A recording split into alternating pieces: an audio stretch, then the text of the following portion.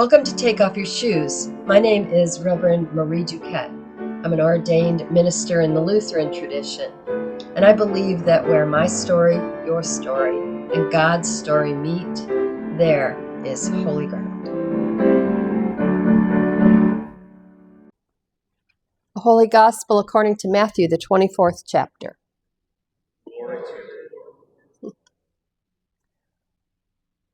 Jesus said to the disciples, "About that day and hour no one knows, neither the angels of heaven nor the Son, but only the Father. For as the days of Noah were, so will be the coming of the Son of Man.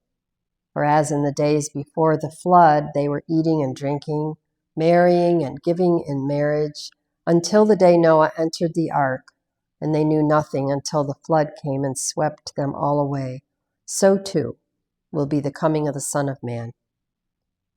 Then two will be in the field, one will be taken and one will be left. Keep awake, therefore, for you do not know on what day your Lord is coming. But understand this, the owner of the house had known in what part of the night the thief was coming, he would have stayed awake and would not have let his house be broken into. Therefore, you also must be ready, for the Son of Man is coming at an hour you do not expect." This is the gospel of the Lord.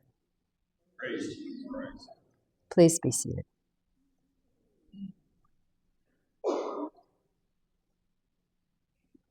I'm actually going to preach today on our reading from Isaiah, but before we go there, I do feel an impulse to say three things about this reading from Matthew. This is the part of the Bible that people often reference when they want to talk about the rapture. The rapture is not a biblical thing. No theologian believes that this intent is intended to mean the rapture. The rapture is a human invention. And when it says two women will be grinding meal, one will be taken and one will be left, that's where the Left Behind series came from. But you'll notice that it's right after the story of Noah. And in Noah, if you were left on the ark, that was a better thing than the other option. So it's something that confuses people. But the last thing that I always hold on to when I hear people want to talk about the rapture, and I fuss with the end times myself, is this. Nowhere does it say, "For God so loved the world that he created World War III," or anything like it.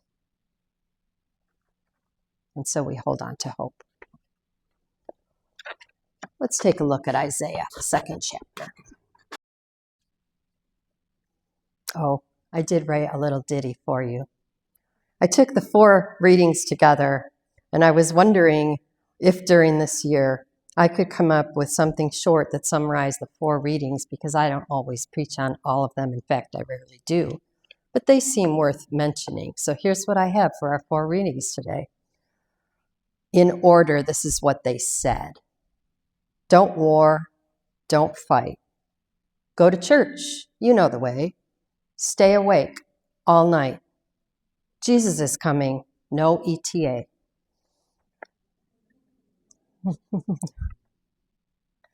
Though the sum total of today's readings might seem bleak, these 5 verses from Isaiah welcome us into a new church year with an image of nations flocking to God's holy mountain, converting weapons of personal and mass destruction into tools that feed the world. 5 verses of hope we can barely imagine. And they are set within 2 chapters of bitter judgment on those about whom it was written. Instead of divine decrees that surround these verses, decrees that condemn the leadership of ancient Judah and forecast defeat of the nation, these verses imagine a uniquely peaceful future in which Judah becomes the center of the world. Instead of foreign nations as enemies who will carry out God's terrible sentence, here they flock to the temple as a sign that God is at the heart of what they do, who they are, and why they even exist. This reading from Isaiah is a vision of what the prophet Isaiah experienced. Isaiah lived during a turbulent time in Israel's history. The Assyrians were attempting to establish an empire that would include Egypt. In order to achieve this worldwide power, they first had to defeat all the smaller kingdoms in what is modern-day Syria, Lebanon, Jordan, and Israel. As they conquered city after city, they deported the indigenous populations to various locations under their rule to serve as cheap labor supporting the war effort. At this time, no longer was Israel comprised of 12 tribes under a single king. Instead, it had split into two distinct monarchies, Israel in the north with 10 tribes, and Judah in the south with 2. The Assyrian army would have advanced from north to south. They sacked Israel's capital city, Samaria, in 722 BCE, and continued their march southward, arriving at Jerusalem, Judah's capital, around 700. Isaiah was a prophet who worked for the monarchy in Judah at this time.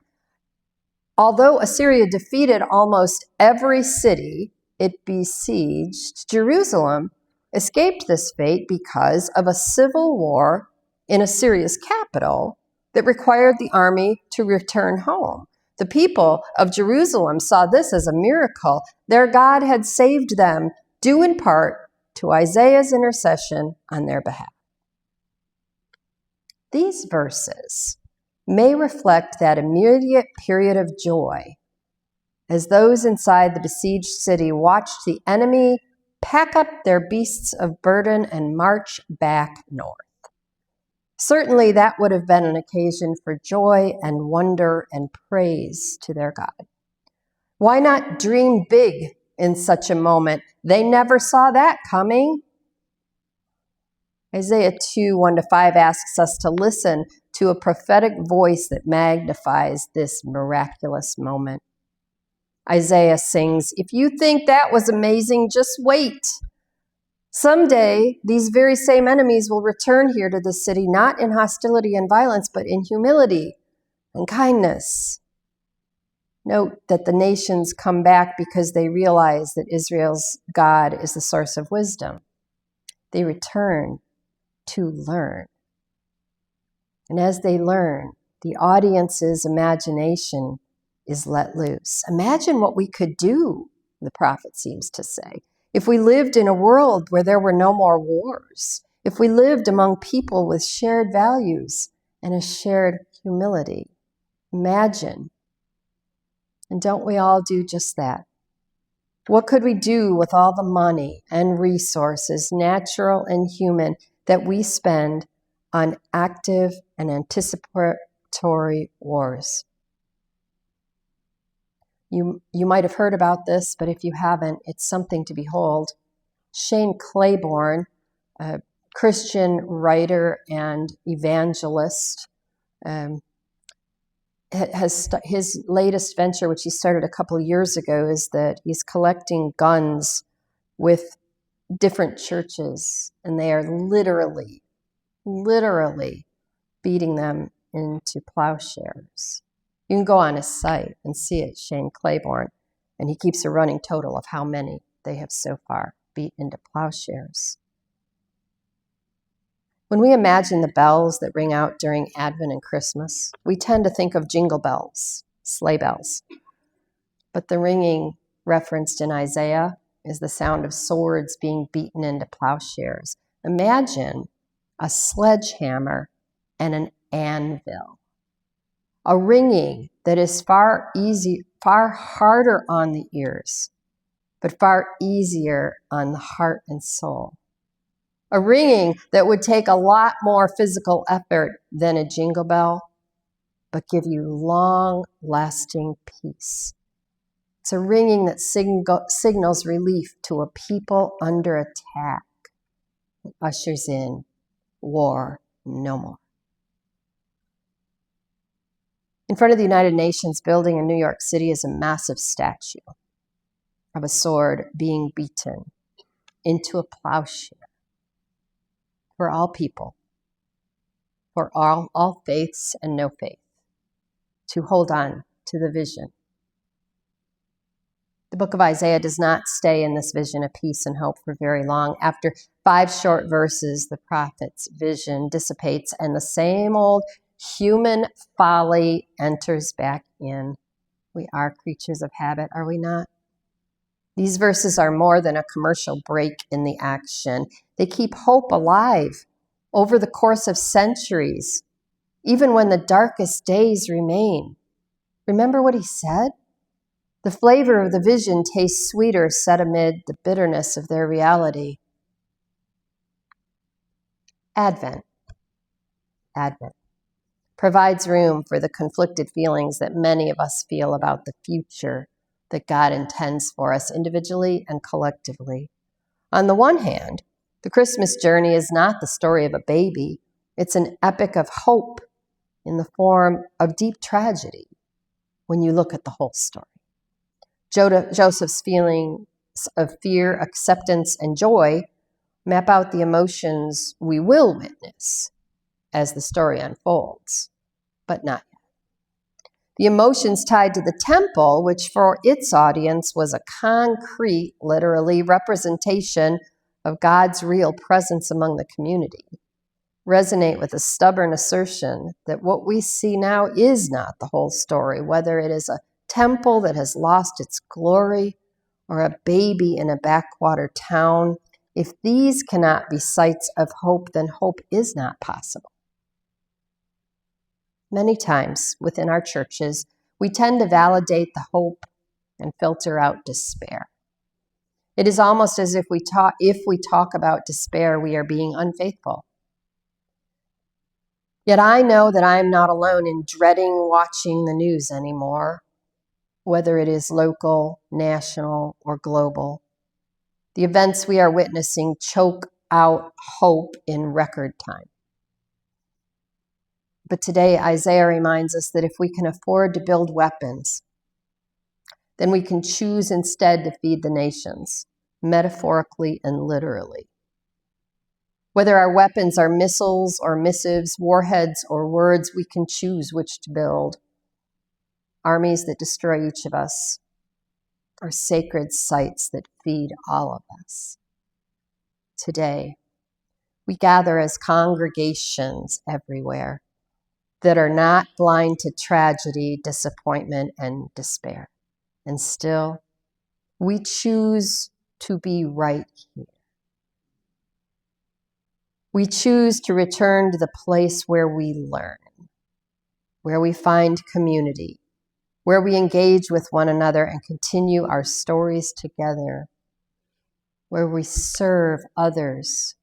In today's psalm we read, I was glad when they said, let us go to the house of the Lord.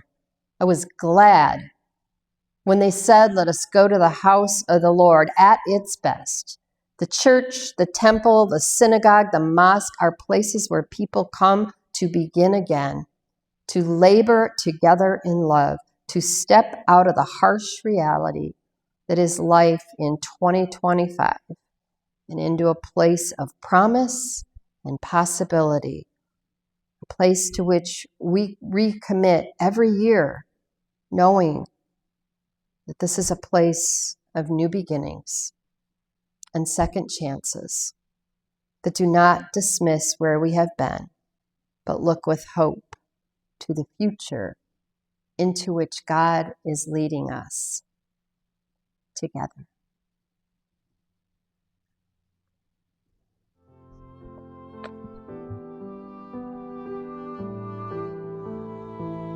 Thank you for listening to Take Off Your Shoes.